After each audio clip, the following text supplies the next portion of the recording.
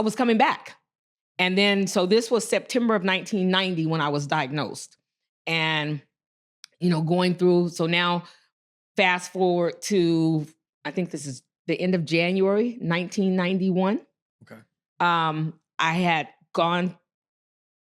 taken a shower, got in the bed, woke up the next morning and had blisters on my feet. And I'm like, what in the world? If it's not one thing, it's another. And I truly believe in Murphy's Law. Mm-hmm. So I woke up, I had blisters like on front of my feet and then a big blister in the back and one between my big toe and my second toe where I couldn't put on shoes. I go to a podiatrist, obviously, and I tell them, I've been diagnosed with Graves' disease and I'm being treated for it. He said, this has nothing to do with Graves' disease. What you have is a very severe case of athlete's feet. I'm like, hold up, I am not dirty. He was like, I was like, dude, I don't need you talking about that. I took a bath last night. So, but he gives me all these creams. It's not washing off. My feet are getting bigger.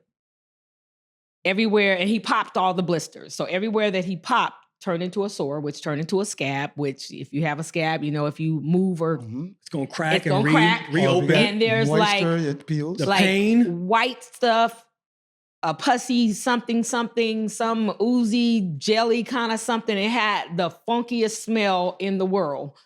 And then it got to the point I couldn't put on shoes. I was getting like a men's like house shoe slipper, what we call slides today. They weren't called slides back then. So a slipper that's like a men's 11, 12 and my foot was too wide. There's a problem. It was in the pain. I don't even know how to describe like excruciating pain that's that bad that you feel like. So my best example, I always tell people like when you have like some extremity falls asleep, like your arms or your legs fall asleep, you can get that tingling sensation. Yeah. So that's what I had from like the knee down. And then from my ankle to the foot, it was crazy that I stopped walking. So I'm just crawling. I couldn't put on shoes, so I just wore socks. And then I looked down because I remember Valerie telling me one day, Gail, change your socks. And you take the socks off and my skin was coming off with it. And then there's blood and it's just bad. So I started not going outside. Now, mind you, I was being tested every 2 weeks. So I was 1 week out to go back to my Graves' disease doctor. So it's not like people are like, oh my gosh, you let your feet go for months and months. No, I did not. So you in a slugfest with this Graves' disease. And then this is coming up with the feet. Yes. So you battling two things at once. Yes, I had no clue. I'm like, and I just feel when it rains, it pours for me. And whatever it is, I used to do a lot of writing. I like creative writing because I had insomnia. So I didn't sleep. So I had a whole bunch in my head that I had to put down. And I just felt like, okay, I've got to put on this suit of armor and be on the right team. And in this suit of armor, what happens is that everything's going to come at me and it's just going ping, ping, ping. And I'm going to get over it eventually.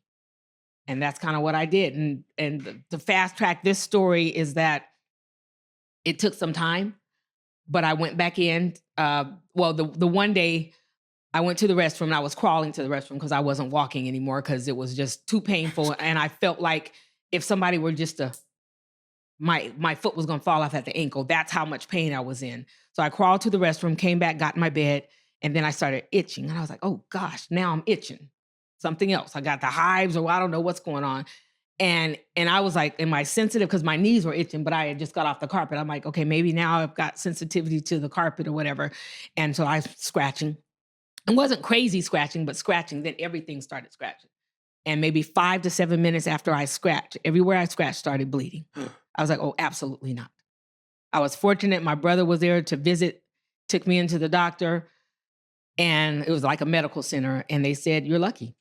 Had you wait, because now it's something about Tuesdays and Thursdays, and I still, after 30 years, haven't figured out what that is, but this was another Tuesday.